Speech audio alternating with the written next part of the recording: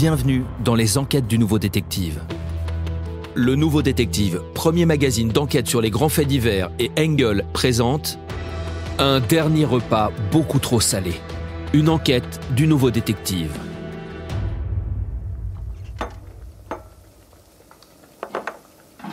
La table est impeccable.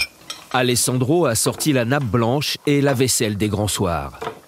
Assis face à face, sa mère et son beau-père sont impressionnés, tandis qu'en cuisine, le jeune homme continue de s'affairer. « Tu es sûr que tu n'as pas besoin d'aide, Chico ?» demande sa mère en l'appelant par son petit nom. « Non, tout va bien, c'est bientôt prêt !» répond le jeune homme de 19 ans qui refuse que quiconque pénètre dans la cuisine depuis la fin de l'après-midi.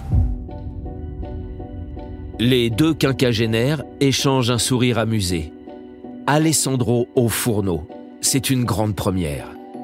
Ce 15 avril 2021 marque-t-il la fin de son interminable crise d'adolescence? En tout cas, ça sent bon dans la cuisine.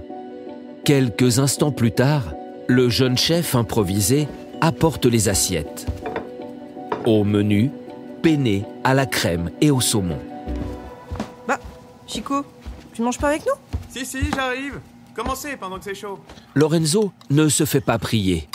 Monica l'imite.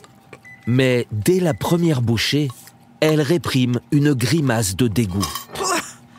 Mais c'est beaucoup trop salé. C'est immangeable. Écoute, Loreno, il s'est donné beaucoup de mal pour nous préparer ce dîner. Je ne me vois pas lui dire que c'est immangeable. Allez, il faut qu'on se force un peu. Je sais qu'il est fragile en ce moment. Et tu sais à quel point j'aime ton fils, malgré tous ses problèmes. Mais là...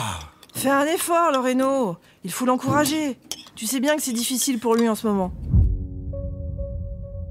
Comment redonner goût à la vie à un ado qui broie du noir? Monica n'est pas la première mère à buter sur cette question. Son enfant, autrefois rieur, est devenu un garçon maussade, renfermé, torturé. La mère de famille sait qu'elle en porte une part de responsabilité. Il y a eu ce divorce avec son père, ses propres errances, mais depuis, la jolie blonde a réussi à repartir du bon pied. Elle a retrouvé l'amour auprès de Loreno Grimondi, un homme doux et avenant qui a vite considéré Alessandro comme son propre fils. La famille recomposée vit dans un appartement confortable au 3e étage d'un immeuble de la Via della Costituzione à Casalecchio en Italie. Monica et Loreno travaillent tous deux au supermarché du quartier. Ils sont très complices. Mais cela n'a malheureusement pas empêché Alessandro de glisser sur la mauvaise pente. Depuis qu'il a quitté le lycée et interrompu ses études, l'adolescent passe ses journées enfermé dans sa chambre, les yeux rivés sur son écran d'ordinateur. Rien ni personne ne l'intéresse. Les repas de famille sont devenus des batailles que Monica et Loreno livrent contre ces silences. Et lorsqu'il daigne ouvrir la bouche, c'est pour évoquer les pulsions de mort qui le hantent. Son envie de se suicider. Des mots terribles et qui, malheureusement, n'ont rien de parole en l'air. En mars 2021, il a déjà tenté de se foutre en l'air en fonçant dans un arbre avec sa voiture. Monica a réussi à le convaincre de consulter un psychiatre. Depuis, ça va un peu mieux. Alessandro s'est fait embaucher comme manœuvre dans une usine voisine et doit commencer dans quelques jours. Et aujourd'hui, ce dîner préparé tout seul. Voilà enfin des signaux positifs. C'est du moins ce que la mère de famille s'imagine en se forçant à ingurgiter les penne complètement ratés. Alessandro finit par les rejoindre à table avec son assiette. Monica avale péniblement une nouvelle bouchée. En face d'elle, Loreno mange de bon appétit. Mais à voir les verres d'eau qu'il enchaîne, on devine qu'il se force lui aussi.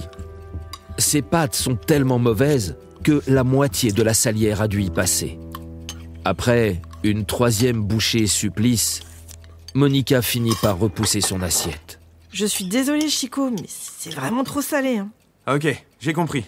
Donc en fait, tout ce que je fais, c'est toujours trop nul pour toi. De toute façon, pour toi, je suis qu'un raté. Mais non, ce n'est pas ça, je t'assure. Ça nous a fait très plaisir que tu nous fasses à dîner ce soir. Mais là, c'était vraiment trop salé. C'est pas grave, parce que c'est l'intention qui compte, mon chéri. À cet instant, Loreno se lève et va s'étendre sur le canapé. Monica, je ne me sens pas très bien, là. J'ai sans doute mangé un peu trop vite. Je vais aller m'allonger sur le canapé. Non mais laisse-le se reposer, maman. Tu peux venir dans ma chambre? J'ai quelque chose à te montrer. En suivant son fils, la jolie blonde comprend qu'elle ne va pas très bien non plus. Ses jambes flageolent. Une fois dans la chambre, Alessandro met de la musique et insiste pour qu'elle s'asseye sur le lit. Il la rejoint et se blottit dans ses bras. Monica est surprise. Voilà si longtemps qu'il ne lui a pas fait un câlin.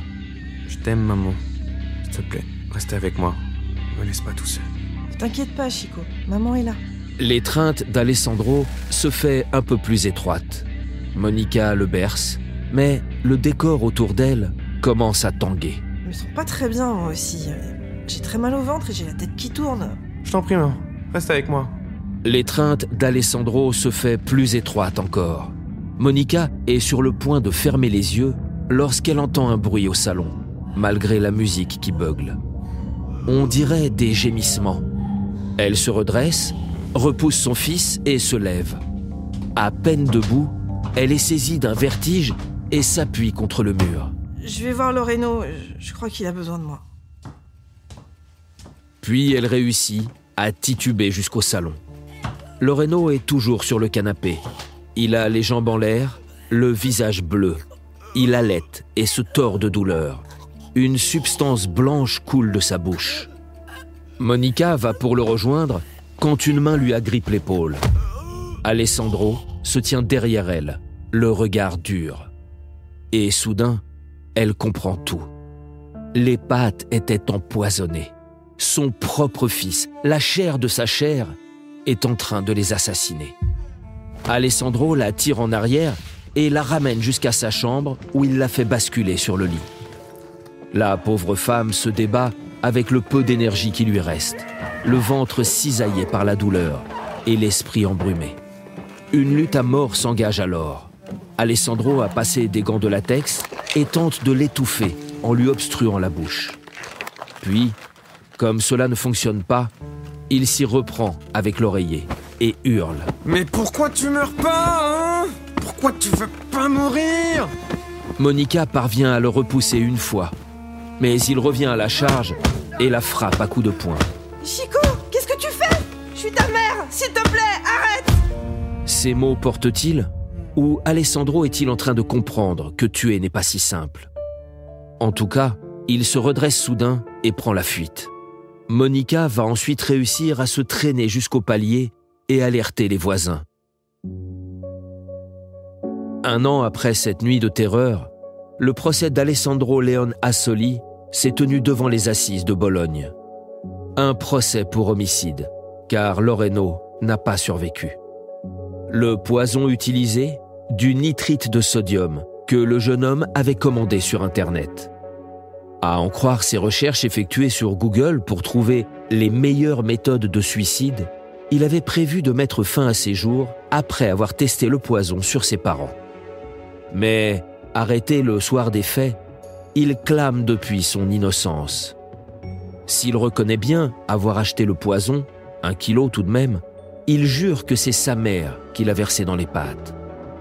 Au premier jour de l'audience, c'est donc vers Monica que tous les regards se tournent. Son fils, lâche jusqu'au bout, a choisi de rester dans sa cellule.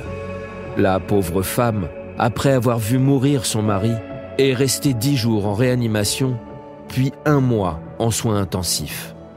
Mais c'est désormais un autre poison qui la ronge. Diminuée physiquement, ébranlée psychologiquement, la quinquagénaire souffre de stress post-traumatique et n'a plus goût à rien. Sa présence au procès n'en est que plus admirable. Son audition, étalée sur 7 heures, va tourner au supplice. Plus question d'appeler Alessandro Chico. Désormais, elle l'appelle le garçon. Il a détruit ma vie. Mon mari est mort. Tout ce qu'il pourra dire n'y changera rien. De toute façon, il n'a jamais montré la moindre empathie ni le moindre regret pour ce qu'il a fait. C'est un monstre. Des mots lâchés entre deux sanglots, son regard tourné vers le box vide. Alessandro sera condamné à 30 ans de prison ferme.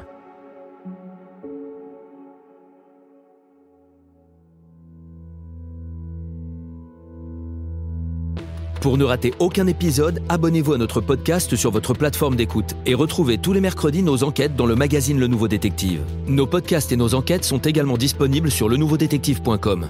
Si l'affaire n'a pas encore été jugée ou venait à passer en appel, nous rappelons que les protagonistes bénéficient toujours de la présomption d'innocence. Les noms et prénoms de certains personnages sont susceptibles d'avoir été modifiés.